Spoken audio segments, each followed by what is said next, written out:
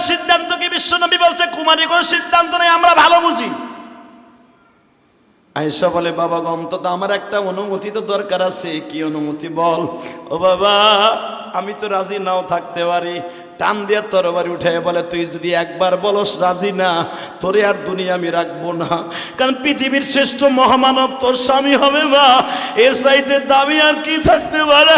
আমি দামি মানুষের শ্বশুর হব, আমার জীবনটা ধন্য মা।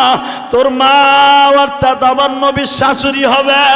আয়েশা বলে বাবা গো আমার কথা একটা কথা শুনো, এরপরে পছন্দ হইলে তুমি আমারে মাইরো, না পছন্দ হইলে মাইরো, পছন্দ হইলে নবীর কাছে একবার রিটার্ন যাও, নবীকে জিজ্ঞেস করবা বাবা আমি এখনো পর্যন্ত তোমার কাছে ঘুমাইলে 6 বছরের আয়েশা তোমার পেটের উপরে আমার পাউটা লাগিয়ে যায়, তোমার পেটের উপরে পাও না দিলে আমার ঘুম আসে না। আমি যে নবীর ঘরে যাব, নবীর থেকে প্রায় 50 বছরের কাছাকাছি আমি বয়সে ছোট, আমি যদি নবীর ঘরে যাই গো বাবা আমার পাওটা হয়তো কোনো এক সময় নবীর গায়ে লাগে যাইতে পারে বাবা গো। আমার কারণে কি তুমি মওলার কাছে অপরাধী হয়ে যাওয়া? হে আবু বকরের মেয়ে তুই কেমন মেয়ে? তোর বাবা আজকে অপরাধী হয়ে গেল, তোর পাও দুইটা নবীর গায়ে লেগে গেল। নবী যদি আমার ছোট্ট বয়স হিসাবে যদি এই ক্ষমা সুন্দর দৃষ্টিতে দেখে, আমি আয়েশা 100% রাজি।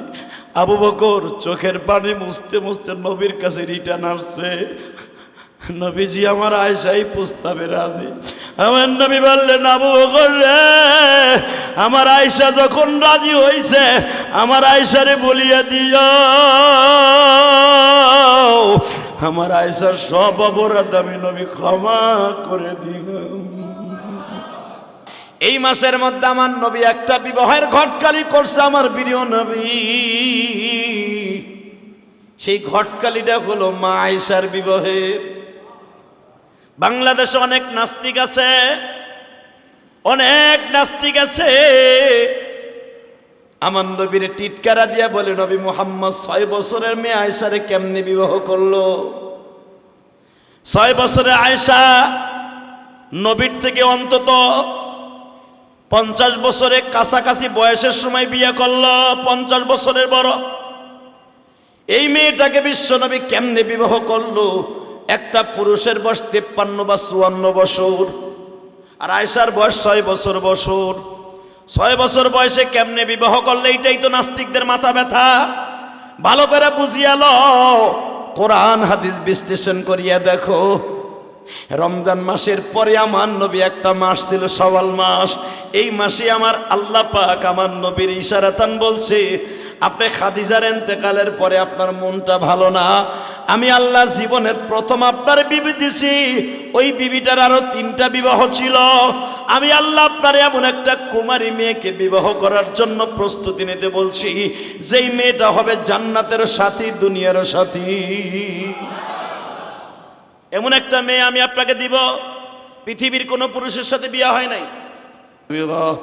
তাকান না, কে যেন বলতেছে, আপনি মাথার দিকে তাকান, তাকায় দেখে নতুন বধূ সাইজা একটা মেয়ে ওড়না পরিধান করিয়া, ওড়নি পরিধান করে মাথার কাছে বয়ে রয়েছে। জিবরাইল বলে ইয়া রাসূলুল্লাহ মহিলাটার ওড়নাটা সরায় দেখেন কে? নবী কয় না, অন্য মেয়ের ওড়না আমি খুলবো কেন? জিবরাইল বলে আমি নিজেই দেখাইয়া দেই আপনার পাশে কে বসা। জিবরাইল নিজে কাপড় সরাইয়া বোরকা পর্দা সরাইয়া দেখে আর কেউ না, আবু বকরের কলিজার একটা কলিজার নাম তার আয়েশা। বাজানে জিবরাইল চলে গেল, নবীর ঘুম ভেঙে গেল। নবী আমার সঙ্গে সঙ্গে মনে মনে চিন্তা করে কামটা কেমনে কি করি, কেমনে প্রস্তাব দেই। এর মধ্যেই বাবা ঘুম থেকে জায়গা দেখে, একটু পরেই বন্ধু আবু বকর হাজির। আবু বকর রে, কাম তো নতুন একটা শরিয়ত ঘটিয়া গেছে, যেটা কোনোদিন আমি কল্পনাও করি নাই। কি কল্পনা করেন নাই? নবী ঘুমের ভিতরে কোনো ওহী আসছে কিনা? হ্যাঁ আবু বকর, ওহী আসিয়া গেছে, গায়রে মাতলো। কি আসছে? সেটা প্র্যাকটিক্যাল ওহী। এতদিন তুমি ছিল আমার বন্ধু, আজ থেকে হয়ে যাবা শ্বশুর। শ্বশুর আমার চাইতে সৌভাগ্যবান কি আছে রে? সঙ্গে সঙ্গে বলতেছে, নবী গো, 1 সেকেন্ড দেরি করতে হবে না, আমি এখনই যাচ্ছি। অতি দ্রুত বাসায় গেলেন, বললেন উম্মে আয়েশাকে বললেন, মেয়েরে তাড়াতাড়ি করে কাপড় পরাও, 3 পিস পরাও। বলে 3 পিস তো রেডি। কয় ওইটা না আয়েশা। সঙ্গে সঙ্গে আবু বকরের বিবি বলতেছে, আর দেরি নয় আসমা, 3 পিস পর। কেন? রসুলের সাথে তোর বিবাহের বন্ধনে আবদ্ধ হবে।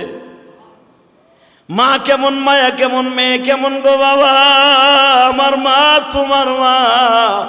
আয়েশা লাফ দিয়ে দাঁড়ায় বলে, মা গো, বিবাহ দেবা ঠিকই, আমার কাছে কি একটু জিজ্ঞেস করলা না?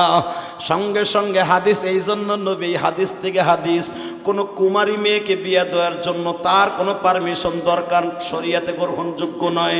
সাইয়েবা অর্থাৎ বিবাহিতা মেয়ে বিবাহ দেওয়ার জন্য মা বাবার শর্ত তার জিজ্ঞেস করা। কোনো কুমারী মেয়েকে বিবাহের জন্য বাবা মা যেটা সিদ্ধান্ত নেবে এটাই সিদ্ধান্ত। আয়েশা বিসমিল্লাহির রহমানির রহিম।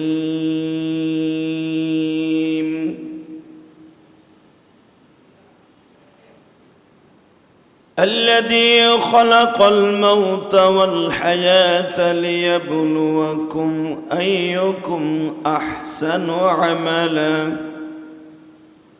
هو العزيز الغفور. وقال الله تبارك وتعالى لئن شكرتم لأزيدنكم ولئن كفرتم إن عذابي لشديد. إن الله وملائكته يصلون على النبي يا أيها الذين آمنوا صلوا عليه وسلموا تسليما. لا إله إلا الله.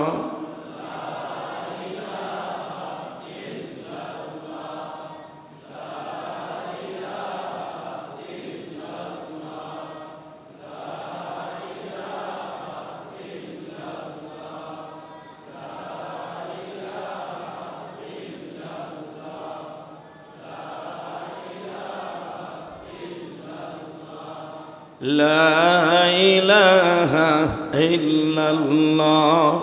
لا إله لا إله إلا الله محمد رسول الله صلى الله عليه وسلم. الله الله الله الله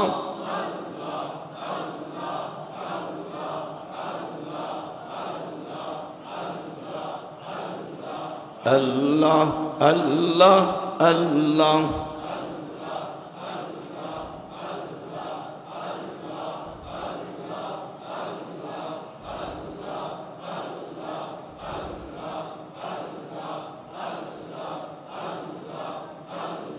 لا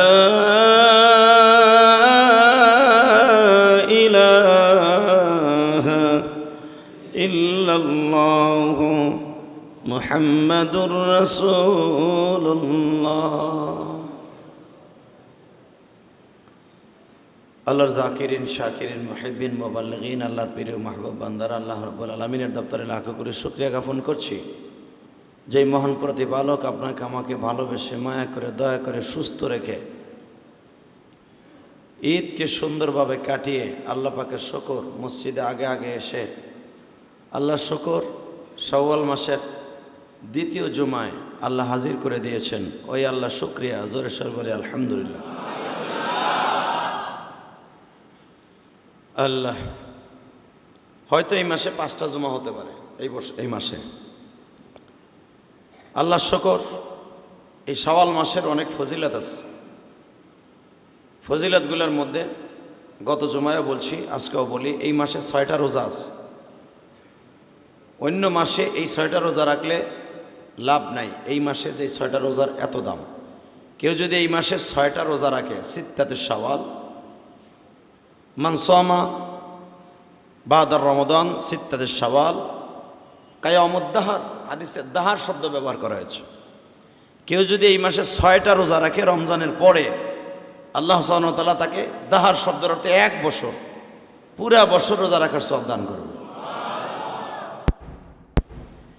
এই শুধু এই মাসের জন্য এই 6টা রোজা খাস, অন্য মাসের জন্য না।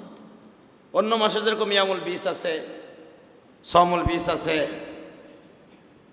প্রত্যেকটা বেজর রাত্রের ইবাদত আছে, রোজা আছে, আপনি রাখতে পারবেন। যেরকমভাবে 13, 15, 29 যেগুলো আছে, এই প্রত্যেক মাসে মাসে 1 তারিখ রোজা রাখলে সওয়াব আছে। কিন্তু এই মাসে যে 6টা রোজার ফজিলত, 6টা রোজা যদি কেউ ঠিক মতো রাখে আল্লাহকে সন্তুষ্ট করার জন্য, অনেকে কয় এই 6টা রোজা হলো রমজানের সাক্ষী রোজা। এটা টাটকা ভুয়া কথা। সাক্ষী বলতে কোনো শব্দ নাই। তাহলে কি রোজাকে সাক্ষী রাখা লাগে? সাক্ষী আল্লাহ আছে না? রোজার মাসে তো আসি স্পেশাল হাদিস, মান সামা রমাদানা ঈমানান ইহতিসাবা গফিরা লাহু মা তাকদ্দামা মিন যামবি ওয়া মা তাআখার। এরপরে হাদিসে আছে লাইলাতুল কিয়াম সম্পর্কে, মান সামা মান কামা লাইলাতুন ঈমানান ওয়া ইহতিসাবা। যে ব্যক্তি রোজা রেখে রাতের বেলা দাঁড়ায় দাঁড়ায় ইবাদত করবে, যেরকম মক্কা মদিনায় কিয়ামুল লাইল আছে, সুবহানাল্লাহ বিহামদি। মক্কায় তারাবি আসলে ইশারের পরে পরে 10 রাকাত, কিয়ামুল লাইল দিয়ে পরে আর 10 রাকাত, এই মোট 20 রাকাত পরে। ওই কিয়ামুল লাইলটাকে তারাবির মধ্যে ঢুকাই দিছে এখন। কারণ এখন সৌদি আরবের, আমি বলছি সৌদি আরবের অফিস আদালতগুলো এখন এই গরমের দিনে রাত্রে হয়। যত অফিস আদালত আছে রাত্রে তাদের অফিস, দিনের বেলা এখন অফিস হয় না অধিকাংশ, অনেক ডিপার্টমেন্টে সৌদি। সেই হিসাবে আল্লাহ পাকের শুকর যে মান কামা লাইলা, যে ব্যক্তি দাঁড়ায় দাঁড়ায় রাতের বেলা রমজান মাসে ইবাদত করবে, আল্লাহ তার জীবনের সব গুনাহ মাফ করে দিবে। আলহামদুলিল্লাহ আমরা রাত্রে তারাবিও পড়ছি, মাঝে মাঝে সবে কদরে ইনশাআল্লাহ আমরা ইবাদতও করছি। এখন আমাদের সাক্ষীর দরকার নাই। সাক্ষী কে আছে? জোরে কান। তাহলে সাক্ষী রোজা বলতে কোনো শব্দ নাই। এখানে সিত্তাতে শাওয়াল, অর্থাৎ এই মাসে 6টা রোজা আছে। কেউ যদি 6টা রোজা রাখে, কোনো মহিলা পুরুষ, আল্লাহ পাক তার পিছনের সামনের সব গুনাহ মাফ করে দিবে। শুধু এখানেই শেষ না, আল্লাহ সুবহানাহু ওয়া তাআলা আরও উল্লেখ করেন এই মাসে তার প্রিয় হাবিবের কয়েকটা বিয়েকে আল্লাহ নিজে গটকালি করছে। তার ভিতরে মা আয়েশার বিবাহের গটকালি। সুবহানাল্লাহ, জোরে কোন জানা? এই আল্লাহ পৃথিবীর কোন নবীর বিবাহের, অধিকাংশ নবীর বিবাহের গটকালি আল্লাহ নিজে করছে। গটকালি বুঝেন তো? ঘটক, হ্যাঁ? ইব্রাহিম আলাইহিস সালামের বিয়ার প্রস্তাব আল্লাহ নিজে দিয়েছেন। যেমনি করে ইব্রাহিম আলাইহিস সালাম বিয়ার আগে, আপনারা শুনছেন অনেক বক্তাদের মুখে, আমার মুখেও শুনছেন, বিয়ের আগে আল্লাহর সাথে পরামর্শ করছে সেজদা দিয়ে, আল্লাহ এই মেয়েটা বিয়ে করলে আমি শান্তি পাবো কি পাবো না? আল্লাহ বলে দিয়েছে এটারই বিয়ে করো। কত সুন্দর কথা আল্লাহ কইলো, আর আপনি নিজে অবিবাহিত পোলাপন তো জোরে কওয়া উচিত। সুবহানাল্লাহ। তোমার জাতির পিতা ইব্রাহিম বিয়ের আগে আল্লাহর সাথে পরামর্শ করছে, আর তোমার তো কোনো পরামর্শ নাই। তুমি পরামর্শ করো তোমার বন্ধুর লাগে, নেস্টিক মার্কা গান্ধা ঘরের সাথে। কথা কম না কেন? তুমি পরামর্শ করো নেস্টিক মার্কা তোমার মতো আর একটা যেটা সেটা লাগে। হালাকে বিয়ে এমন একটা ফজিলতপূর্ণ জিনিস, মানুষের লাইফের অর্ধেকটা সময় ইবাদত করার জন্য বিয়েটা হলো সবচেয়ে বড় জিনিস। ভেরি ভেরি ইম্পর্টেন্ট একটা শব্দ বিয়া। এই জন্য আমার আব্বা বলতেন, আমার আব্বার কথা, এটা হাদিস কোরআনের কথা না, আমার আব্বার কথা। আমার আব্বা বলতেন পৃথিবীতে সবচেয়ে বড় ঠক বিয়ার ঠক। কথা কন না? কেউ যদি দেখবেন আজাদ কুজাদ বিয়ে করে থাকেন, ভাল লাগছে, সুন্দরী, একের জিনিস, প্রেম করে বিয়ে করে লেছে। বুঝেন না আমার কথা? বাড়ি এমন এক জায়গায় জীবনে যাইতেও পারলেন না, হোর বাড়ি পরিচয় দিতে লজ্জা লাগে। হালাকে আপনি একটা বংশের পোলা। কথা কন না? এরম হয় না? মা বাপ মাইনে নিচ্ছে, পোলায় প্রেম করছে, মাইনে নিল, মেয়ে প্রেম করছে, ওরা নিজেরা সংসার করবে, মাইনে নিলাম। আপনি জিনিসটা ঠান্ডা মাথায় বুঝেন, আপনি মাইন্ডে নিয়েন না।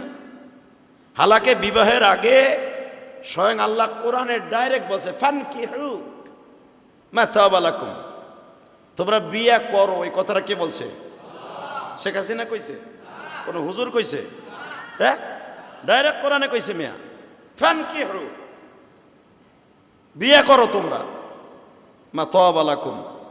যখন তোমরা উপযুক্ত প্রমাণ হয়ে যাবে, উপযুক্ত বয়স তোমার হয়ে যাবে, এবিলিটি যখন বিয়ার হয়ে যাবে, তোমরা বিয়ে করো। বিয়ার সীমা রেখা আল্লাহ বলে দিয়েছে মাস না, 2টা বিয়ে করো। অসলাসা ওরবাগা, 2টা 3টা 4টা বিয়ে করো। যদি এরপরে না পারো, যে বউ চালাবার এবিলিটি তোমার নাই, তুমি নিজের বাতি যোগাইতে পারো না, আল্লাহ বলেন চুপ থাকো, বিয়ে করুন লাগবে না, রোজা রাখো। সুবহানাল্লাহ।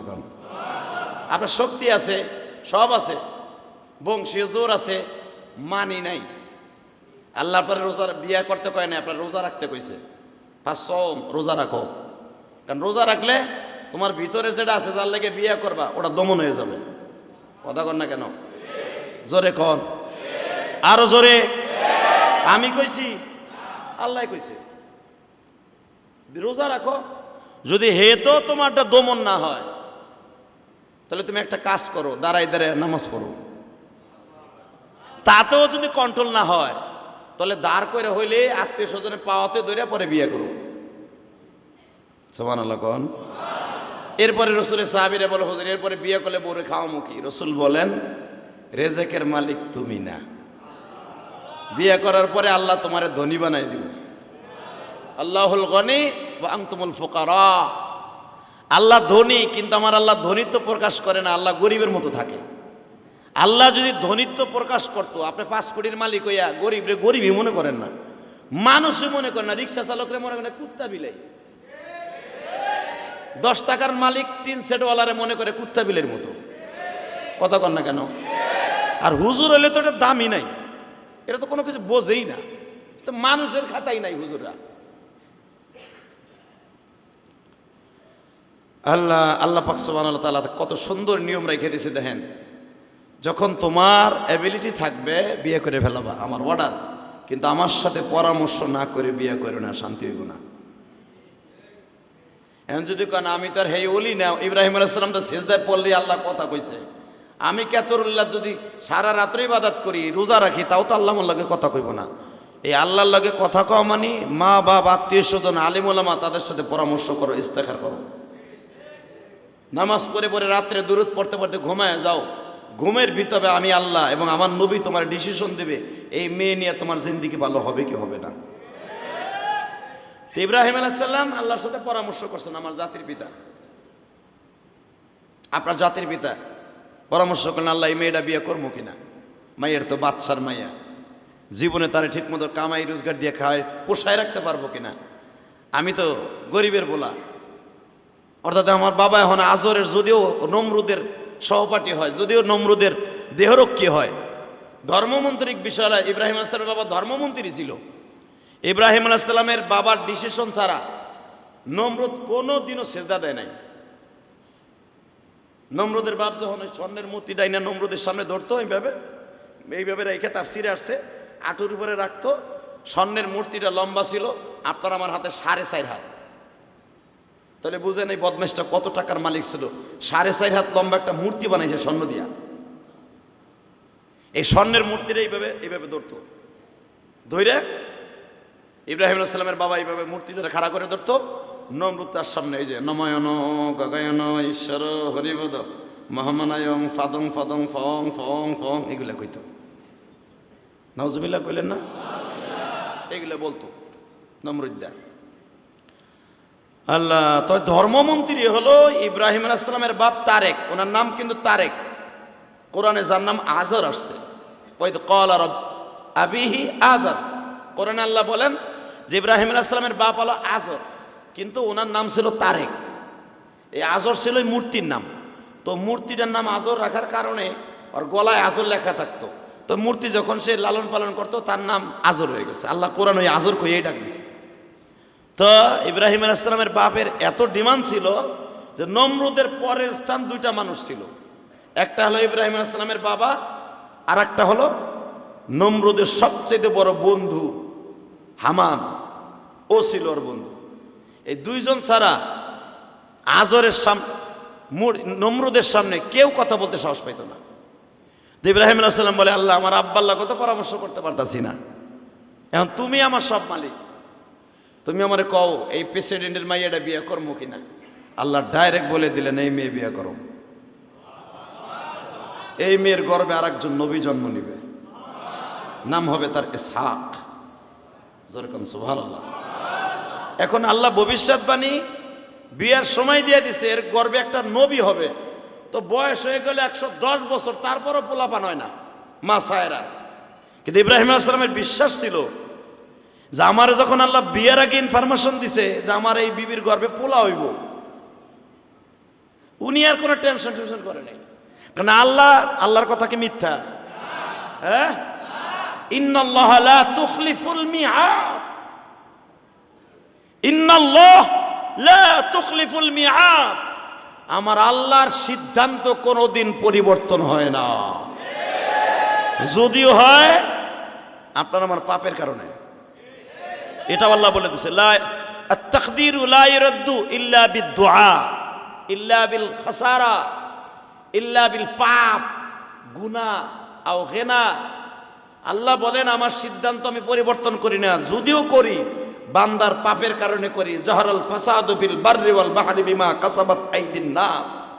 আমি বান্দার গুনাহ যখন বেশি হয়ে যায় তখন আমি জলের মধ্যে গজব দেই। দুবাইতে মিয়া শুরু হয়ে গেছে গজব, কথা কন না কেন? কি মিথ্যা কথা কইছি? রাস্তাঘাট 1000 বছরের ভিতরে দুবাই এই বন্যা সহি দেয় নাই। 1000 বছর। ওরা তো কয় 70 বছরের কথা কয়। আরে 70 বছরতে এই প্রেসিডেন্টের দাদার বয়স। ইতিহাস প্রমাণ করে এই দুবাই ছিল কুস্তুনতুনিয়া, এটা আমার নবীর হাতের স্বাধীন করা দেশ। সুবহানাল্লাহ বলতে পারলে না?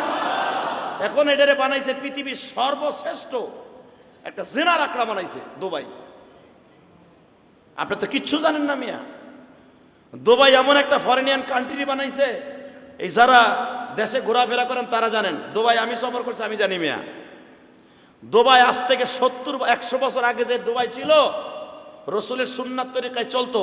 কারণ সৌদি আরব, দুবাই, কাতার, ইরান, ইরাক, মিশর, এগুলো সৌদির অঙ্গরাজ্য। এটা আমার নবীর শাসন করা। যেরকম মারহাবা।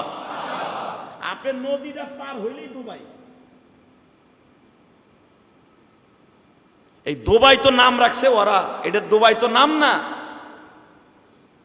এই দুবাইটা কুস্তুনতুনিয়ার একটা অঙ্গরাজ্য, যেটা আমার নবী নিজের হাতে কালেমার পতাকা কাটছে। আপনি দেখবেন দুবাই থেকে যখন বিমানটা ল্যান্ডিং করে, শত শত কিলোমিটারের মধ্যে কোনো বাড়িঘর নাই, সাগর আর পাহাড় আর বালুর মাঠ। এই দুবাইটা আমার নবীর দোয়াকৃত দেশ। মক্কা আমার নবীর দোয়াকৃত দেশ। ইব্রাহিম আলাইহিস সালাম দোয়া করছে, হাযা বালাদাল আমিনা আমিনা, আল্লাহ শহরগুলার তুমি নিজের হাতে হেফাজত করবা। যখন বান্দা এডারে জিনার আকড়া বানায় ফেলবে ফরেনিয়ানদের জন্য, জহরাল ফাসাদ ফিল বাররি ওয়াল বাহরি বিমা কাসাবাত আইদিন নাস, তখন আর ইব্রাহিম আলাইহিস সালামের দোয়ায় কাজ হবে না। নবীর দোয়ায় কাজ হয় নাই বেটা। আর এখনকার বাদশার প্রযুক্তি কি এর কাম হইব? আল্লাহ যদি কাউরে ধরে, পৃথিবীর এমন কোনো প্রযুক্তি নাই তারে রক্ষা করতে পারে। দুবাই প্রযুক্তি জানেন, বৃষ্টির পানি পড়ার সাথে সাথে চলে যাবে সাগরে, এমন সিস্টেমে রাস্তাঘাট করা। কই তোমার প্রযুক্তি? তোমার দেশের জিএমসি গাড়ি, প্যারাডো গাড়ি, যেগুলো আমাদের দেশের এমপি মন্ত্রীরাও কিনতে সাহস পায় না, সব ভাইসা সাগরে চলে যাইতেছে। এমন কোন প্রযুক্তি নাই ওই গাড়িগুলারে ধইরা যে টোকায়া কোনো জায়গায় রাখবা, সে ক্ষমতাও নাই। কথা কন না কেন? জীবন বাঁচে না রোডের উপর এমন স্রোত, কি গাড়ি দিয়ে তুমি তা কি কেরেন দিয়ে ঠিকায় রাখবা? আমার আল্লাহ যে বলছে আমি কাউরে ধরে, ইন্না বাতশা রাব্বিকা লাশাদীদ, আরে আমি বাদশাহ যদি কাউরে ধরি, ইন্না বাদশা রব্বিকা লাশাদীদ, আমি রব যদি কাউকে ধরি, পৃথিবীর এমন কেউ নাই। হুয়া আইয়ুবদি ওয়া ইউঈদ, হয়তো আমি ধরি একটু দেরিতে ধরি, কাউরে সাথে সাথে ধরি, কাউরে একটু দেরিতে ধরি, যদি আমি ধরি আমার হাত থেকে বাঁচাবার ক্ষমতা কারো নাই। তার জ্বলন্ত প্রমাণ দেখেন দুবাই। 1000 বছরের ভিতরে এরকম বৃষ্টি আর এরকম বন্যা ওদের জীবনে দেখে নাই। কোন প্রযুক্তিতে কাজ হইতেছে না। ফায়ার সার্ভিস আলাদা দাঁড়াইছে গাড়িগুলো ঠেকানোর জন্য, ওই ফায়ার সার্ভিসের লোক শুদ্ধ উড়ে রয়ে গেছে। কে চাইব রাস্তায় জীবন দিতে? তাকে পাত্তাও নাই যারা নাম ছিল রাস্তায়।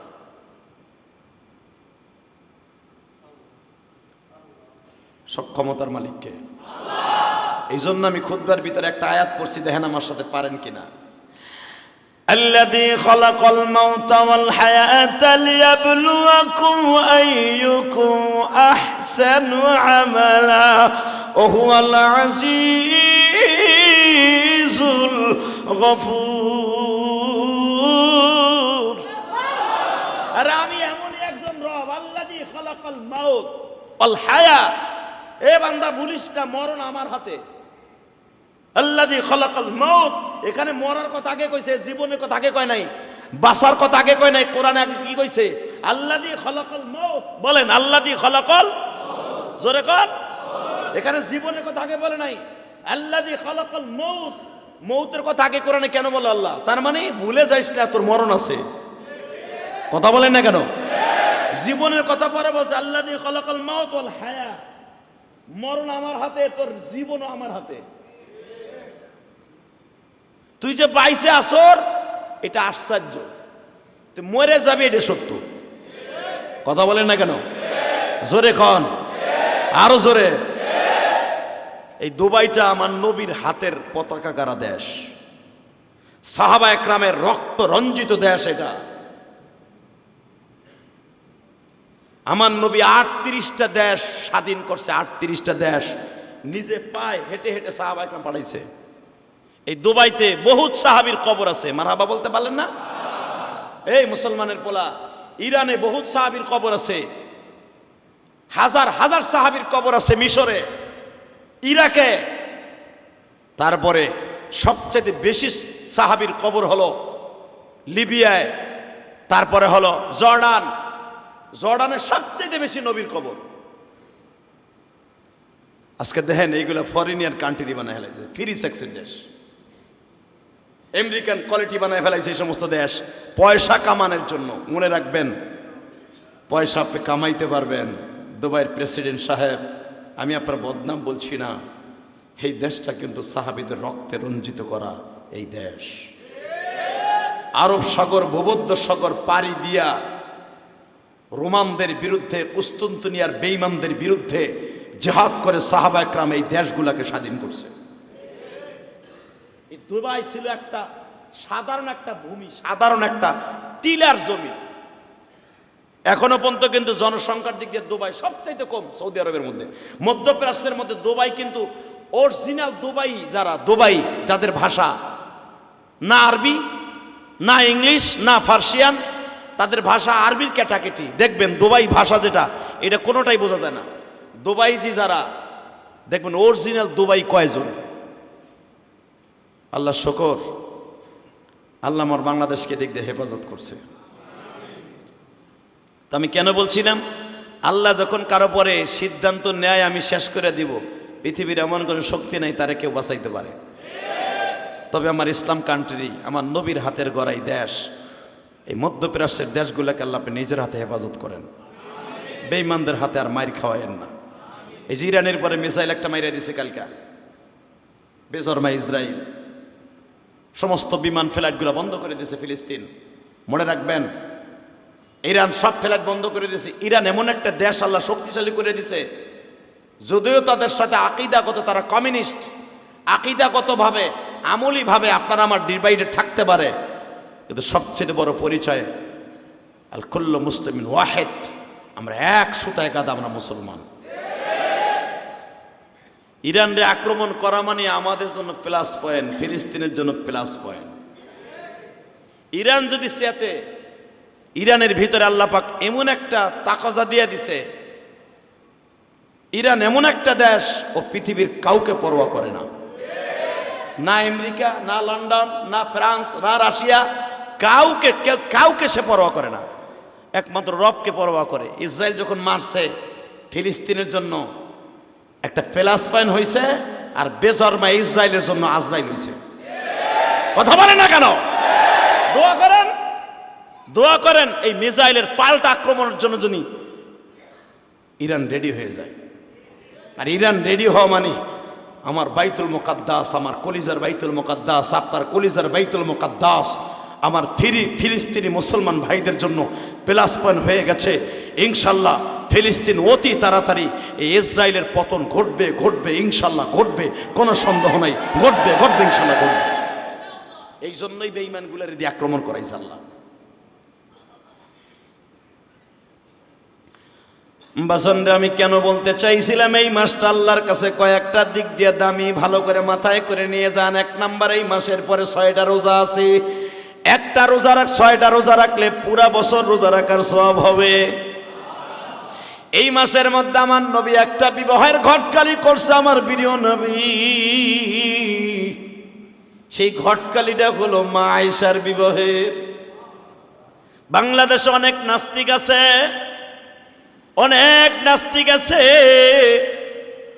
আমার নবীর টিটকারা দিয়া বলে, নবী মুহাম্মদ 6 বছরের মেয়ে আয়েশারে কেমনে বিবাহ করলো?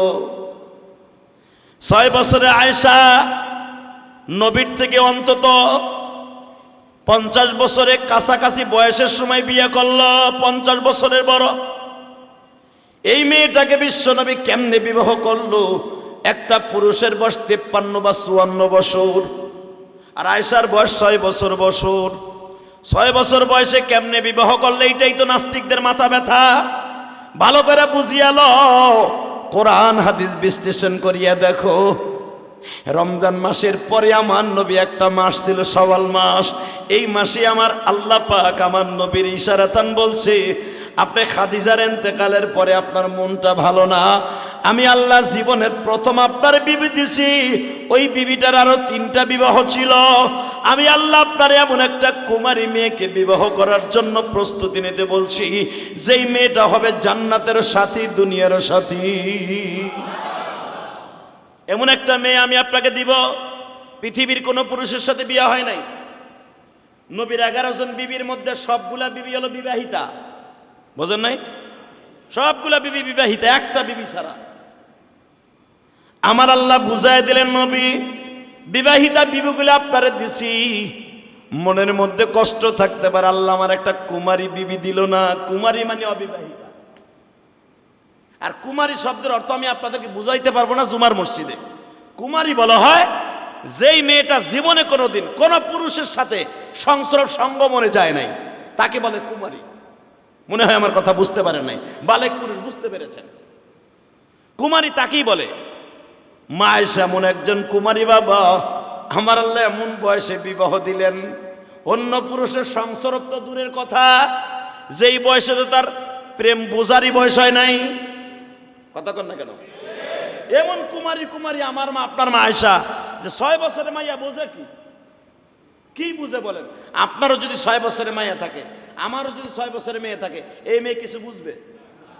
হ্যাঁ, কিচ্ছু বুঝবে না। এই ডিজিটাল যুগও তো বোঝে না। 4 বছর 6 বছর 5 বছর মেয়ে বেযুগ বোঝে কি? এই জন্য আমার আল্লাহ দেখেন সিস্টেম, দেখেন আমার আল্লাহ 6 বছর আলো আয়েশার বিবাহের গটকালি করতেছে স্বয়ং মালিক আল্লাহ। কেমনে? নবী আমার ঘুমায় আছে, মনের মধ্যে বড় কষ্ট, বিবিটা মারা গেছে। আর একটা বিবি বিয়ে করছে 3 মাস পরেই, মা জাইনাবকে, মা সাউদাকে। নবীর বিবাহের দ্বিতীয় বিবাহ হলো মা সাউদা। মা সাউদার বয়স ছিল তখন 80-র কাছাকাছি। সুবহানাল্লাহ কোন যায় না? তো যেই নাস্তিকগুলা কয় নবী সেক্সুয়ালের কারণে বিয়ে করছে, ওগো কপালে জুতার বাড়ি। কথা বল না কেন? জীবনে প্রথম বিয়ে করছে 40 বছর, দ্বিতীয় বিয়েটা করলো তার ডাবল বয়সে। কোন মানুষ যদি যৌবনের কারণে বিয়ে করে, এক বিবিতে আমার হয় না, আর এক বিবি লাগবে, এ বুড়া বিটিনি বিয়ে করে। মা সাউদা প্রায় 80 বছরের কাছাকাছি, 70 বছর প্লাস। ওই ঘরে নাতি পোতা হইছে। আমার নবী যাদেরকে নিজে বাজার করে খাওয়াইছে নাতি পুতারে, মা সাউদার নাতি পুতাগুলো আমার বিশ্বনবী নিজে বাজার করে খাওয়াইতো। সুবহানাল্লাহ বললেন না? তার নাতি পোতারে নবী বিয়া দিছে নিজে টাকা খরচ করে। আজকে আমার নবীরে তোহমাত লাগায়, নবী এতগুলা বিয়ে করছে। হ্যাঁ রে, বাংলাদেশের বাইরে বইয়ে তোহমাত লাগা, আজকে পারলে বাংলাদেশে আয় না। যেই জায়গায় বসে আমার নবীর বিরুদ্ধে কলম ধরবে ওই হাতটা ওইখানেই মুসরাই ভেঙে গেলাম। যেই জায়গায় বসে মাথা উঁচা করে নবীর গালি দিব ওই জায়গায় কল্লাটা উড়াই দেব। দল যেটা মনে হয় সেটা করতে পারি, নবীর নিয়ে কেউ রাজনীতি করলে জায়গায় মার্ডার করে ফেলাবো। তো এই মাসটা আর এক দিক দিয়ে দামি। আমার নবী ঘুমায় আছে, ইন্দিমি টাইমে খবর আসলো ঘুমের মধ্যেই নবীর ঘুমও তো ওহি দুই প্রকার মনে রাখবেন, মাতলু গায়রে মাতলু। মাতলু বলা হয় ডাইরেক্ট জিব্রাইল যেটা নিয়ে আসছে এটা বলে কোরআন। গায়রে মাতলু যেটা জিব্রাইল স্বপ্নের মাধ্যমে নবীর শিখাইছে। যেরকম নামাজ কেমনে পড়তে হয়, জামাত, আপনি বুঝেন না আমার কথা? এই যে জামাতে যে নামাজ পড়তে হয় দাঁড়ায় কাতার সোজা করতে হয়, এটা কি কোরআনে আছে? কথা কন না কেন? সূরা ফাতিহা যে নামাজের ভিতরে পড়া ওয়াজিব, এটা আছে কোরআনে? কোথাও দেখাইতে পারবে না। বরঞ্চ কিরাত পড়া ফরজ আছে। কিরাত সেটা যেটা মনে হয় সেটা পড়তে পারেন আপনি। কিন্তু নামাজের মধ্যে যে প্রথম প্রত্যেক রাকাতের শুরুতে ফাতিহা পড়তে হবে, এটা যে ওয়াজিব নামাজের জন্য, 14টা ওয়াজিবের মধ্যে সূরা ফাতিহা পড়া ওয়াজিব, এটা করতে পাইছেন? এটা তো কোরআনে নাই, এটা জিবরাইল নবীর শিখাইছে। এটাই গায়রে মাতলু। আরো জোরে কোন, আরো জোরে। কোরআনে শুধু নামাজের মধ্যে কয়েকটা ফরজের কথা আছে, কিয়াম করা, রুকু করা, সেজদা করা, এই কটা আছে। আর ওয়াক্ত সময় কেবলামুখী হয়ে নামাজ পড়া, ফাওয়াল্লি ওয়াজহিক, কোরআনে আসছে কেবলার দিক ফিরে নামাজ পড়েন। আল কুম আল্লাইল, কুম আছে দাঁড়ায় নামাজ পড়তে হবে। আর রুকআই সুজুদ, রুকু করতে হবে, সেজদা করতে হবে, কোরআনের হুকুম।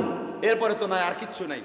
তাশাহুদ পড়া নাই, আঙ্গুল উঠানো নাই, হাত বাঁধার কথা নাই, তারপরে সূরা ফাতিহার কথা নাই, আপনি যে নিয়াত বাইন্দা খারাবেন এইগুলা নাই। এগুলো কই পাইলেন? বাংলাদেশে একটা গ্রুপ আছে আহলে কোরআন, এই জন্য ওরা নামাজও করে না, জানেন আপনারা?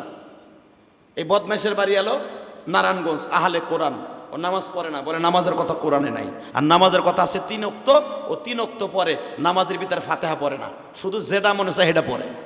এরও কিছু মুরিদ হয়ে গেছে, নাউজুবিল্লাহ কইলেন না? কত যে গ্রুপ বাইরেছে। কয়েকদিন আগে ইনায়েতুল্লাহ আব্বাসী আল্লাহকে বাহাজে বইছিল, বদমাইশটা দেখছেন ইউটিউবে, দাঁড়ায় টিকা থাকতে পারে না, লাস্টে মাফ চেয়ে গেছে। মাফ চাইলে কি হবে? লোহা আপনি জটই পিডান, যেই পিডাই হয়তো স্যাপটা হইব, কাশি হইব, খন্তা হইব, শাবল হবে, ওই লোহাই থাকবে। যারা একবার দেখবেন বদমাইশ হয়ে গেছে, এগুলো পিডাইলো আর কাম হইব না। যদি হইতো আবু জেহেল হইতো, কথা কন না কেন? যদি হইতো হুজুরের চাচা আবু লাহাবও হইতো, আবু তালেবও হইতো। যে লোকটা 25টা বছর আমার নবীরে কোলে পিঠে করে মানুষ করছে, 25টা বছর, জীবনে একটা রাত্র কোথাও যাইতেও দেয় নাই নবীরে। মক্কায় মেলা বসতো, মেলা, এই কেদুয়া ব্রিজের এখানে মেলা বসতো, হাজী সাহেবরা এই পাহাড়ের উপরে মেলা হইতো, অনেক বড় মেলা। আপনি যখন কেদুয়া ব্রিজের নিচ দিয়ে কাকিয়া বাজার, হালাকা, কাকিয়ার দিকে যাবেন, ওই পাহাড়গুলো এখন ভেঙে ফেলাইছে। এখানে বারমায়াদের বসত বাড়ি ছিল। এই পাহাড়ে এখানে বিশাল বড় মেলা বসতো।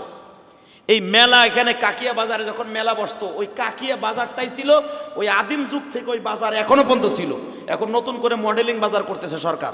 তো এই কাকিয়া বাজারে এখানে মেলা হইতো, এমনকি আমার নবীর চাচা ওই বাজারেও যাইতে দিত না আমার নবীর।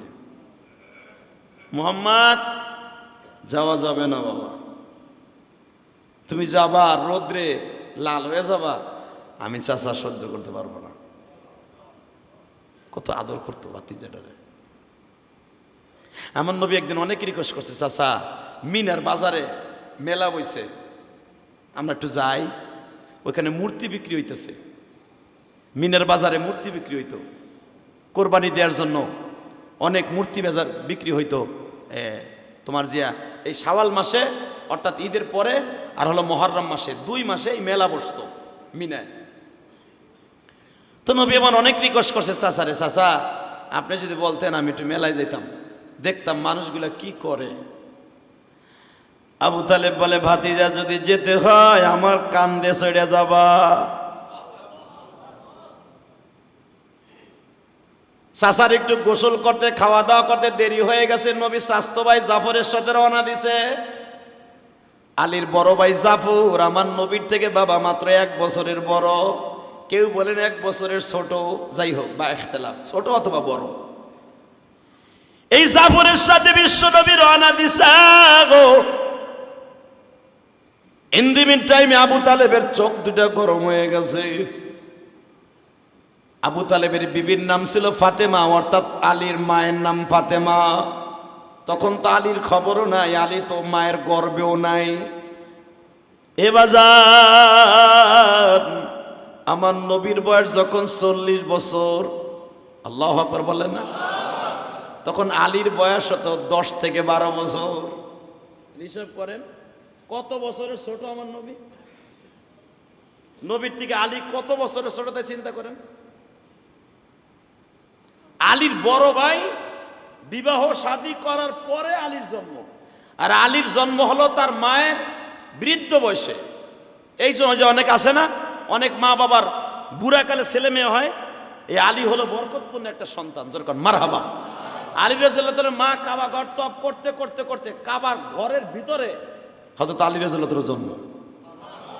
বরকতপূর্ণ আলী। আলী আমার নবীর অনেক আদরের ছিলেন, কারণ আলীর কয়েকটা গুণ ছিলেন। আলী সবসময় বলতেন, আমি 2 ফাতেমার মালিক। 1 নম্বরে আমার মার নাম ফাতেমা, আমার জান্নাতি সমস্ত মহিলাদের আল ফাতেমা তো সাইয়্যিদাতু নিসাই আহলিল জান্নাহ, সমস্ত জান্নাতি মহিলাদের সর্দারিনী ফাতেমার একজন হলো আমার বিবি, আর একজন হলো আমার জনম দুঃখিনী মা। তা আলীর মা ফাতেমারে বাপে খুব হাতা উতা কাছে হালাইছে, এই মোহাম্মদ কই? ভাই যে বাঘের মতো সে বাঘের মতোই, সব জায়গায় বাঘের মতো। এই আপনার আমার মতো বাহিরে মসজিদের সব জায়গায় আলহামদুলিল্লাহ, অনেকে দেখবেন হাটে বাজারে নেতা, সব জায়গায় রিক্সা চালকের কাছে নেতাগিরি, বোর কাছে যে মেনতা, কথা কর না কেন? একবারে মনে হয় সে সরমনার পিসাব। রিক্সা ভাড়া তাও বোর কাছ থেকে নিয়ে নেয়। এই চাবিটা একটু দেও তো আলিকার মা, একটু খুলে ভাড়া নিয়ে যায়। হে মগা, টাকা কামাও তুমি, চাকরি করো তুমি, চাবি বোর কাছে, চাবি তোমার কাছে থাকবে। কোন মহিলার কাছে চাবি রাখা সুন্নাতের খেলাফ মিয়া, জানো তুমি? এই হাদিস জানেন আপনি? ভালো করে বুঝেন। কোন মহিলার কাছে আপনার মানি অর্থাৎ টাকার চাবি মহিলার কাছে রাখা জায়েজ নাই। কারণ মহিলার কাছে রাখবেন তো ওই সংসারে কোনোদিন শান্তি থাকবে না, কারণ তার ইচ্ছা মতো খরচ করবে, তুমি স্বামীরে লাগবো না। আর যদি আপনার কাছে থাকে, কাতর আলীর মা কয় টাকা বাংশের হিসাব দে, পরবর্তীতে নিতে হলে হিসাব দিয়ে নিতে হবে, কথা কন না কেন? আর আপনার বিবিরে কন্ট্রোলিং এ রাখার জন্য মেন শর্ত হলো আপনার মানি, টাকা। টাকা ঠিক মতো ছেড়ে দিবেন, জীবনে বিবি আপনার কন্ট্রোলে থাকবে না। যখন খুশি তখন মার্কেটে যাবে, যখন খুশি বিপর্দা চলবে। এই জন্য তো বিশ্বনবী আলমারির চাবি কোনোদিন বিবিদের কাছে দেয় নাই। আর আপনার তো মাশাআল্লাহ বিবির কাছে না, বিবির বালিশের নিচে থাকে। তুমি মগা যাইয়া ভিক্ষুকের মতো চাবিটা একটু দেও তো তাসলির মা, না, এটা সুন্নাতের খেলাফ। আপনার চাবি, মানির চাবি, টাকার চাবি আপনার কাছে থাকবে, আপনার নামে অ্যাকাউন্ট থাকবে, জীবনে কোনোদিন বিবি আপনার উপর দিয়ে কথা বলতে পারবে না। আর রিজালু কাওয়ামুনা আলান নিসা, আমি বলি না, কোরআনে বলছে ডাইরেক্ট সবকিছু তুমি উপর দিয়ে থাকবে, আমি কইছি না, কোরআনে কইছে। আর রিজালু কাওয়ামুনা আলান নিসা, পুরুষ থাকবে সর্বক্ষেত্রে মহিলার থেকে উপরে। কে তুমি বউয়ের কাছে নিচে থাকবা টাকার দিক দিয়া? সে নিচে, সব জায়গায় নিচে থাকবে, কথা কন না কেন? এটা আমি কইছি? কে কইছে? জোরে কন না। শেখ হাসিনা কইছে? শেখ হাসিনা কইছে। শেখ হাসিনা ঠিকই কইছে। হে পুরুষের সম্মান বাড়াই দিয়ে, মহিলারে বাড়াই দিয়ে পুরুষের নিচে ডাবাই দিছে। কারণ পুরুষের কোনো মামলা নাই। আপনি বোন নামে মামলা করতে যান, উল্টা ফিলে আপনারা গরম ডিম দিব। পুরুষে যদি কোনো মহিলার নামে অর্থাৎ আপনার বিবির নামে মামলা করতে যাবেন, বাংলাদেশের আইন কোন পুরুষের মামলা স্ত্রীর বিরুদ্ধে করতে পারবেন না। আপনি আপনার ঘরে থাকাকালীন যান না একটা মামলা করেন না আপনার বোন নামে, নিব না। হালাকে আপনার বউ যদি একদিন যে ছাড়বো, পুলিশ আরো কয় 4টা মামলা দেন। 1 নম্বরে খোরপোশ, 2 নম্বরে টর্চারিং, 3 নম্বরে নারী নির্যাতন, 4 নম্বরে যৌতুক। 4টা হিগায় দেয় পুলিশে। কথা কন না কেন? জোরে কন। আর যদি কন আমার 33 বছরের জমানো সব টাকাগুলো চুরি করে গেছে গা, তার বাপের বাড়ি বিল্ডিং করছে, জোলা করছে, পুলিশ কবে আপনি বাইরাবেন না বানমু আপনারে? কোনো আইন নাই। কথা কন না কেন? এই আইন সৌদি আরবে আছে। পুরুষ নির্যাতনের আইন সৌদি আরবে আছে, সৌদি আরবে আছে। নারী নির্যাতনের আইন যেরকম আছে, পুরুষ নির্যাতনের আইনও সৌদি আরব আছে। এটা বিশ্ব নবীর আইন। যেরকম মারহাবা। বাজানরে ভালো করে বুঝবেন, আমার বিশ্ব নবী ঘুমিয়েছে, হঠাৎ করে দেখতেছেন আমি যেটা বলতে চাইছিলাম, আলীর বাবা এত চইটা গেলেন বিবির উপরে। এ বাতিজা কার কাছে বলে গেছে, তুই কেন আমার বাতিজার এত তাড়াতাড়ি ছাড়লি?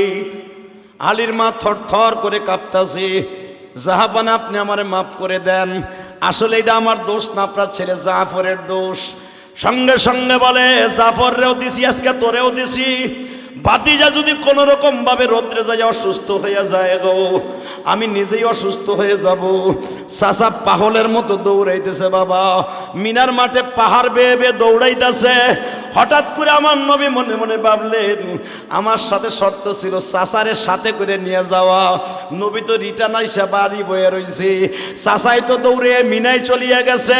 মিনায় ততদিন 3 কালে যাওয়া কত কষ্ট ছিল বাবা। মা খাদিজার বাড়ির পাশ দিয়া যাওয়ার লাগতো, এখন তো মিনায় যাওয়ার জন্য হাজিদের জন্য বাবা রাস্তা করে দিছে। ততদিন 3 কালে রাস্তা ছিল না বাবা। এই জাওয়ালের জান্নাতুল বাকি কবরস্থান 2-1টাই ছিল রুট, তাও পাহাড় বেয়ে বেয়ে যাওয়ার লাগতো। আবু তালেব দৌড়ে যে মিনার ময়দানের প্রত্যেকটা দোকানদারের কাছে জিজ্ঞেস করে, আমার ভাতিজারে দেখছনি?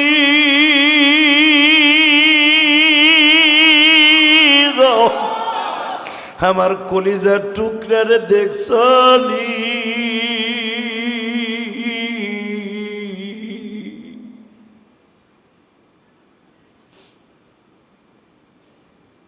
পুরা মিনার মাঠটারে তন্ন তন্ন করে খুঁজিয়া না পাইয়া পাগলের মতো ছুটে আসছে। আসিয়া দেখে আমার নবী ঘরের মধ্যে। ভাতিজারে তো বাবা রাগ করতে পারবে না, কারণ ভাতিজারে রাগ করলে গজব আসবে, আবু তালেব জানতেন। আমার নবীর নরম ভাষায় মুস্কি হাইসা দিয়া কোলের মধ্যে নিয়ে ঘাড়ে নিয়ে চুমা দিয়া কয়, বাবাজি আপনি কি ভাবলেন না আপনি রোদ্রে একা একা যাবেন আর চাচা পরে যাবে? এই কষ্টটা কি ভাতিজা চাচারে দিতে পারলেন? আমার লাগে কি একটু মায়া লাগলো না? এই 4.5 কিলোমিটার রাস্তা আমি পাগলের মতো দৌড়ে গেলাম আর আসলাম, তোমার কি একটু মায়া লাগলো না বাবা? আমার নবী চাচারে বুকের মধ্যে 2টা চুমা দিয়া কয়, চাচা আপনি যে কষ্ট করে গেছেন আর আসছেন, আমি মুহাম্মদ অনেক কষ্ট পাইছি, কিন্তু আর এক দিক দিয়ে আমি শান্তি পাইছি। সেই দিকটা হলো, আমার বাবা আব্দুল্লাহ যদি পয়সা থাকতো, আমার বাবা আমারে আধা ঘন্টা পিটাইতো, কিন্তু আপনি একটা কটু কথাও কইলেন না। চাচা আমি তো ভাবছিলাম আপনি যে রাগী মানুষ, মিনার দিকে ফিরে আইসা আমার একটা আছার মারবেন। চাচা আমি আপনার ভয়ে মুখ লাল করে বসেছিলাম। আবু তালেবের আওয়াজটা শুনি এখন তুমিও নবীর প্রেমের আওয়াজ দিবা। আবু তালেব নবীর মুখের মধ্যে চাইবা ধরে বলে, ও কলিজা আমার, ও আমার কলিজা, তুমি কি এইটা জানো না? নিজের শরীরে যদি কেউ ব্যাট দিয়ে আঘাত করে, কোন হামুরি দিয়া বাড়ি মারে, ব্যথা কে পায়? আমার নবী কাছে বাড়ি মারে সে পায়। আবু তালেব বলে, তোমার গায়ে যে আমি হাত দিব, ওই ব্যথাটা তো আমার কলিজায় লাইগে যাবে রে বাবা।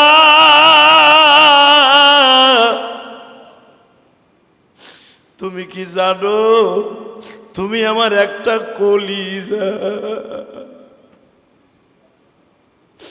কেন এই কথাটা বলছি বাবা? এখন চোখের পানি ফেলে কাঁদবেন। এত আদরের চাচা 25টা বছর যারে এত কষ্ট করে লালন পালন করলো, এই চাচাটাও কিন্তু মৃত্যুর সময় কালেমা নসিব হইল না।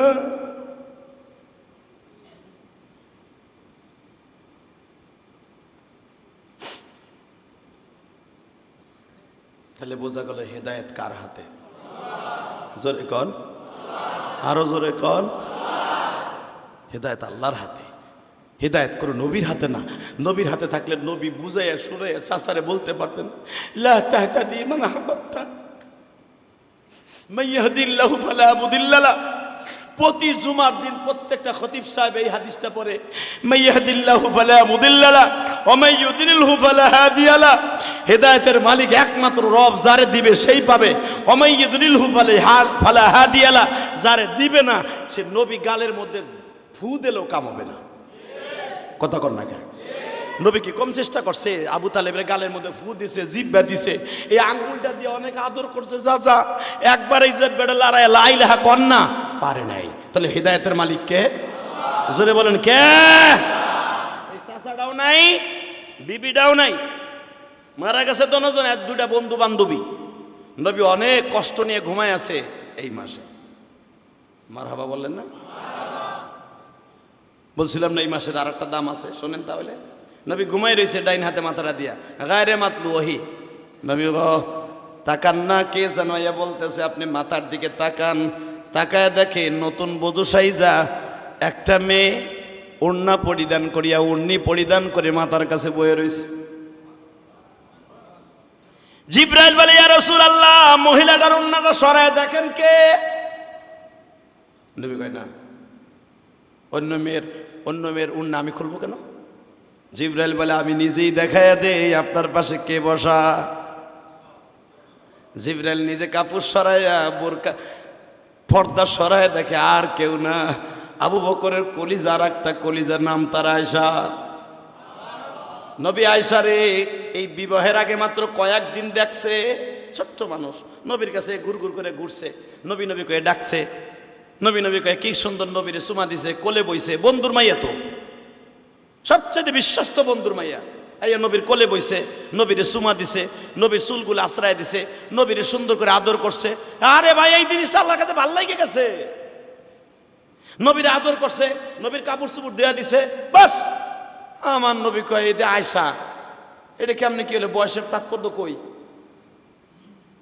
জিব্রাইল এলে, বয়স আর ময়স নাই, মালিক যে সিদ্ধান্ত নেই ওইটাই।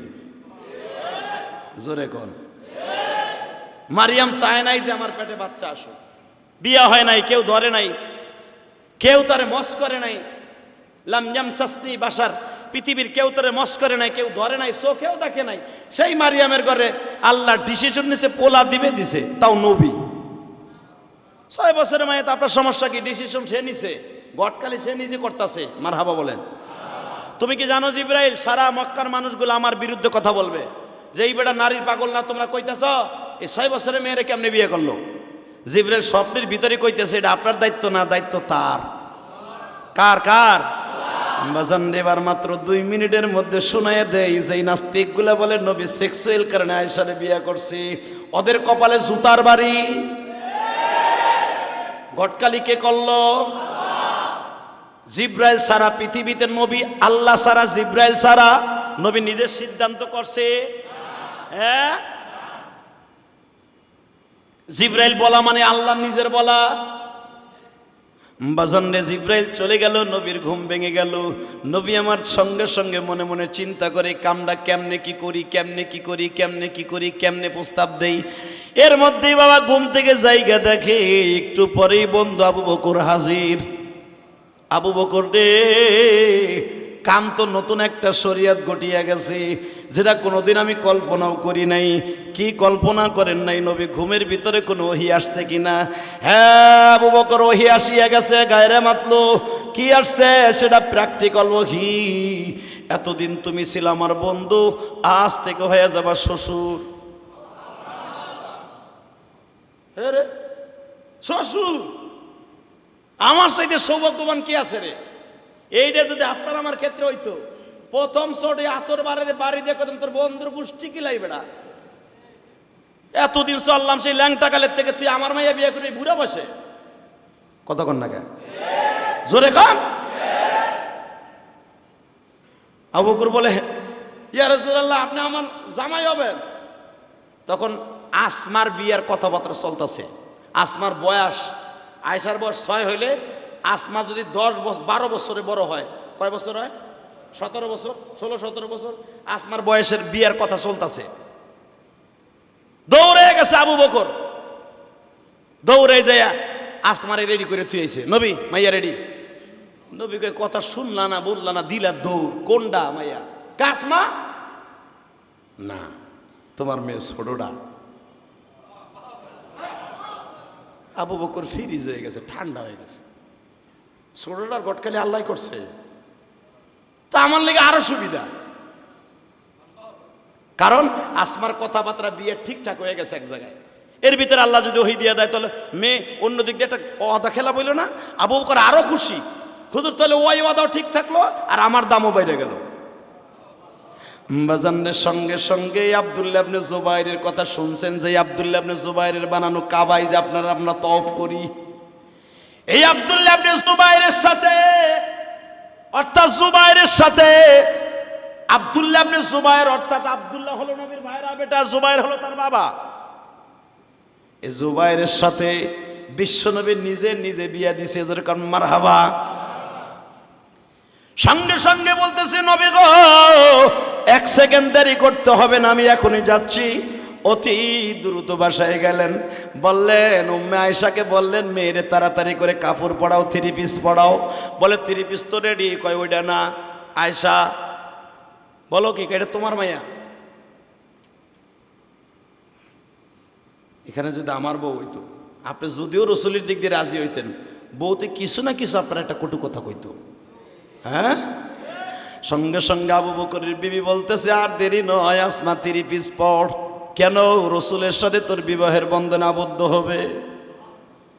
মা কেমন, মায়া কেমন, মেয়ে কেমন গো বাবা? আমার মা, তোমার মা।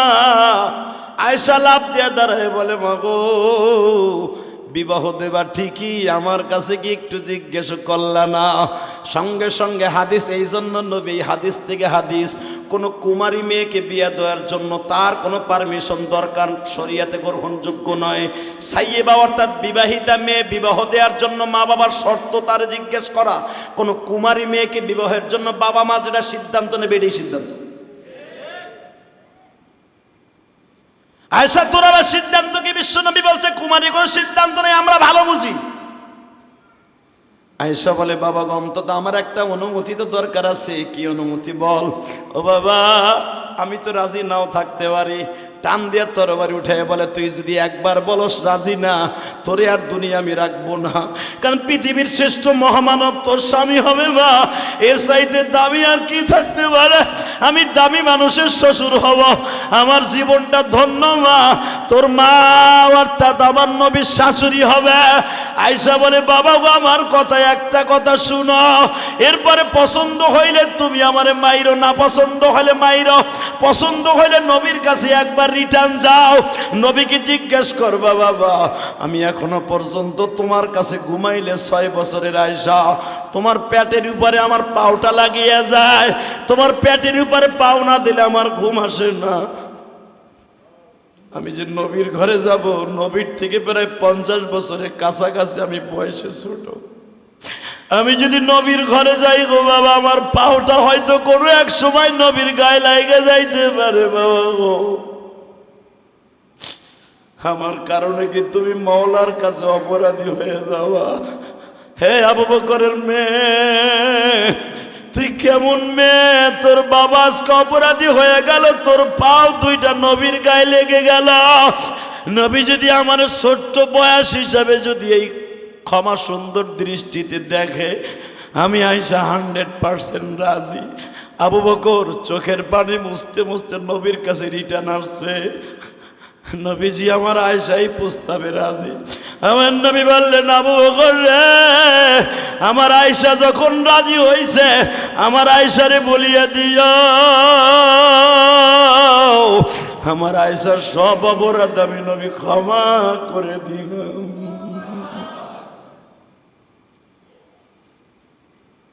সূরা নিসার তাফসিরে দেখবেন এই কথাটাই মা আয়েশা ফাতেমারে বলছিল নবীর ইন্তেকালের মাত্র কয়েক বছর আগে, যে আমি তো ওই দিক দিয়ে তোমার থেকে দামি রে ফাতেমা, তোমার বাবা আমার সব অপরাধ বিয়ের আগেই ক্ষমা করে দিয়েছে। আর একটা আমারে পবিত্র হিসাবে ঘোষণা দিছে আল্লাহ স্বয়ং কোরআনে। মেরে ভাই দোস্ত বুজুর্গ, এই মাসটা আরো কয়েক দিক দিয়ে দামি আছে ইনশাল্লাহ। তাহলে দুইটা পাইলেন, নবীর বিবাহ এই মাসে ঘটকালি কে করছে? জোরে কন। এই জন্য এই মাসে বিয়ে করতে হবে আজান দিয়ে, তাই না? অনেক যুবক মাসলা দেয়, কে ফতোয়া দিছে এই মাসে বিয়ে করা বলে সুন্নাতের খেলাফ, থাপড়ে কান ফাটায় আলাবো বেড়া, বরঞ্চ এই মাসে বিয়ে করা নবীর সুন্নাত। কথা কন না কেন? অতএব আল্লাহ তাআলা আপনাদের সবাইকে 5 ওয়াক্ত নামাজ পড়ে আমল করার তৌফিক দান করুক, সচ্চরিত্রবান একটা বিবি, সচ্চরিত্রবান সন্তান সবাইকে দান করুক। আসেন তওবা করি, আস্তাগফিরুল্লাহ রব্বি মিন কুল্লি যামবি ওয়া আতুবু ইলাইহি, লা হাওলা ওয়ালা কুওয়াতা ইল্লা বিল্লাহিল আলিয়্যিল আযীম, লা ইলাহা ইল্লাল্লাহু মুহাম্মাদুর রাসূলুল্লাহ।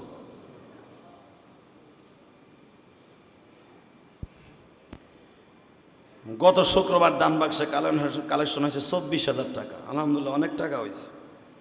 অত্র ফাউন্ডেশনের সম্মানিত সদস্য জনাব ফজলুর রহমান ফজল ভাই, ফজল সাহেবের বন্ধু জনাব খোকন অসুস্থ, হাসপাতালে ভর্তি, দোয়া চেয়েছেন, আল্লাহ খোকন ভাইকে সুস্থ করে দেন। অত্র ফাউন্ডেশনের সম্মানিত সদস্য জনাব ইকবাল হোসেন পিয়ারা অসুস্থ, চিকিৎসার জন্য আগামীকাল ইন্ডিয়া যাবে, সকলের কাছে দোয়া প্রার্থী। আল্লাহ আমার ভাইকে সুস্থ করে দেন, পেয়ার ভাইকে সুস্থ করে দিয়ে ইমান ও আমলের সাথে হায়াতকে ভিক্ষা দেন। জাকারিয়া নামে মসজিদে 500 টাকা দান করেছেন, দোয়া চেয়েছেন। মরহুম আলমগীর হোসেন সাহেবের স্ত্রী ওজুফা মাদ্রাসা ইতিমখানায় 1000 টাকা দান করছেন, আল্লাহ ওজুফাকে আপনি কবুল করেন।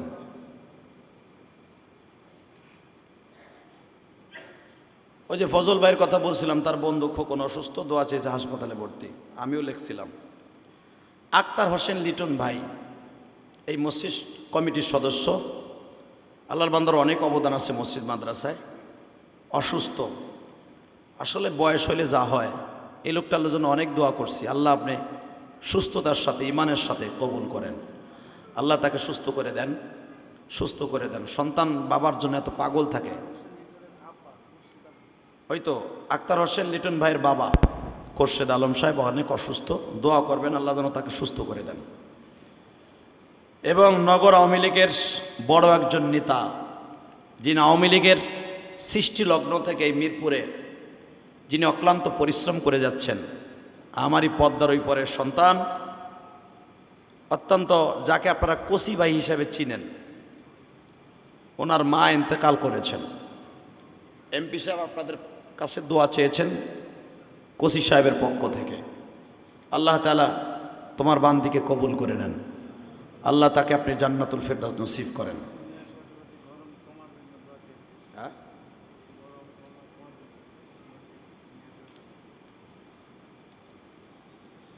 ইনশাআল্লাহ তাআলা আর একটা দোয়া আমি আপনাদের কাছে করি, সেটা হলো এই, যারা এসির মধ্যে আছেন তো বুঝতেছেন না, যদি এসি না থাকতো এই মসজিদে গত বছরের মতো, তাহলে বুঝতেন গরম কত প্রকার ও কি কি। রচনা লিখতে পারতেন 2-3 পৃষ্ঠা, গরম কারে কয়। অতএব এসির মধ্যে নামাজ পড়াইতেছে, এবার আলহামদুলিল্লাহ বলেন। হ্যাঁ আলহামদুলিল্লাহ, জোরে নাস্তা হয়ে গেল। যারা বাহিরে আছে এসির বাহিরে, ওই ভাইরা জানে কত কষ্ট হইতেছে। অতএব গরম, অনেক গরম, আল্লাহ আপনি ঠান্ডার ব্যবস্থা করে দেন। সবাই দোয়া করবেন। আসেন তওবা করে, আস্তাগফিরুল্লাহ। এখানে আমাদের কমিশনার মানিক সাহেব, জহিরুল ইসলাম মানিক, কাউন্সিলর 3 নং ওয়ার্ড উত্তর সিটি কর্পোরেশনের, উনি আপনাদের কাছে আবেদন জানাইছেন অনেকটি। এখানে বিশেষ করে ডেঙ্গু জ্বরে আক্রান্ত থেকে এই মৌসুমে ডেঙ্গু জ্বরের বেশি প্রকোপ দেখা যাইতেছে, ডেঙ্গুর অনেক প্রভাব। আপনার সচেতন থাকবেন। ফুলের টপ, এসির বাতাস, এসির পানি যেখানে জমে, এবং এসির যে পাখা, মশা জন্ম হইতে কিন্তু 1 দিন সময় লাগে, পরের দিনই আর কার্যক্রম শুরু হয়। অতএব এটা আপনারা খেয়াল রাখবেন। মানিক সাহেব আপনাদের কাছে এটাই আকুল আবেদন জানিয়েছেন। পয় পরিষ্কার রাখবেন, নিজে ভালো থাকবেন, সুস্থ থাকবেন। আল্লাহ তাআলা আমাদের সবাইকে কবুল করেন। গরমের প্রকোপ থেকে আল্লাহ পাক কুদরতি হাত দিয়ে ঠান্ডার ব্যবস্থা করেন। আল্লাহুম্মা আমিন। ربنا ظلمنا أنفسنا وإن لم تغفر لنا وترحمنا لنكونن من الخاسرين ربنا فاغفر لنا ذنوبنا وكفر عنا سيئاتنا وتوفنا مع الأبرار রব্বুল আলামিন, আপনি একটু রহমতের নজরে তাকায়া বৃষ্টির ব্যবস্থা করে দেন আল্লাহ। বাংলাদেশে ঠান্ডা বাতাসের আবহাওয়ার ব্যবস্থা করিয়ে দেন। আমার দেশটা গরিব দেশ,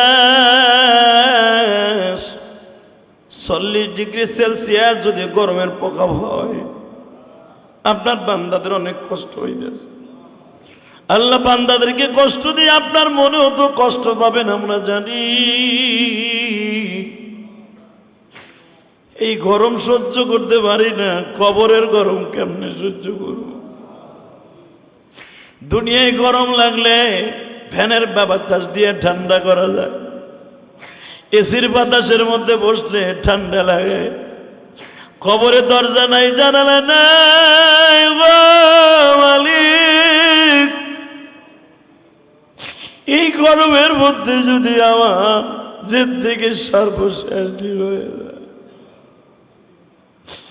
ওই কবরে কেমনে থাকব? মা নাই, বাবা নাই, বিদ্যুতের ব্যবস্থা নাই গো আল্লাহ। যারা এখানে আমিন আমিন বলছে প্রত্যেককে তুমি মাফ করিয়ে দাও আল্লাহ। এদের ছেলে মেয়েদেরকে কবুল করিয়ে নাও। সারা বাংলাদেশে তাপ দাহ থেকে আল্লাহ ঠান্ডার ব্যবস্থা করিয়ে দাও আল্লাহ। এত গরম কেসে সহ্য করব? এই পুরা মাসটা বরিশাল শহরে ছিলাম, এত গরম। তোমার পাগলরা কত মানুষ পাগলের মতো দাফাইছে মাহফিলে বইয়া। আল্লাহ, উত্তরবঙ্গের মানুষের তো আরো বেশি কষ্ট। মেহেরবানি করে আল্লাহ, যেখানে কারেন্ট নাই সেখানের মানুষগুলোর রহমতের ছায়ার ব্যবস্থা, বাতাসের ব্যবস্থা আপনি করে দেন আল্লাহ। আল্লাহ, আপনি আমাদের দোয়া কবুল মঞ্জুর করে নেন আল্লাহ। আল্লাহ, আমাদের সবাইকে আপনি মাফ করিয়ে দেন আল্লাহ। খাস করে যারা দোয়া চাইছে, খাস করে আক্তার হোসেন, লিটন ভাই, খুরশেদ আলম সব অসুস্থ আল্লাহ। খাস করে আরও যারা দোয়া চেয়েছে, এমপি সাহেব দোয়া চেয়েছে তার বাবা মায়ের জন্য এবং কসি ভাইয়ের মায়ের জন্য, আল্লাহ মেহেরবানি করে জান্নাতুল ফেরদাউস নসিব করে দেন আল্লাহ। আল্লাহ, এত বড় একজন আওয়ামী লীগের নেতা দোয়া চেয়েছে, এমপি সাহেব তার পক্ষ থেকে, আল্লাহ তার মায়ের কবরটা জান্নাতের টুকরা বানায় দেন আল্লাহ। আরও যারা এখানে, অনেকের মা নাই, বাবা নাই, কবরে কী অবস্থা আছে জানি না, মেহেরবানি করে কবরের শান্তির ব্যবস্থা করে দেন আল্লাহ। অনেক মানুষ অসুস্থ, আমার ঘরের ভিতরেও অনেক সদস্য অসুস্থ আল্লাহ। হালিয়ার মধ্যে অনেকে অসুস্থ, মেহেরবানি করে সকলে হালিয়াদেরকে সুস্থ রেখে দেন আল্লাহ। অনেকের ছেলে মেয়ে অসুস্থ, জ্বরের মধ্যে ভুগতাছে, কেউ ডেঙ্গু জ্বরে আক্রান্ত আল্লাহ। মেহেরবানি করে ডেঙ্গু জ্বর থেকে আমাদেরকে হেফাজত করেন আল্লাহ। খাস করে আমাদের দোয়া কবুল মঞ্জুর করে নেন আল্লাহ। শরীফুল হক আব্বাসী নামে তোমার একজন আলেম, তার বাবা অসুস্থ আইসিইউর মধ্যে আল্লাহ। মেহেরবানি করে আপনি সুস্থ বানায় দেন, আর যদি হায়াত না থাকে বিদায় করে দেন আল্লাহ। আল্লাহ, খাস করে ফজল ভাইয়ের বন্ধু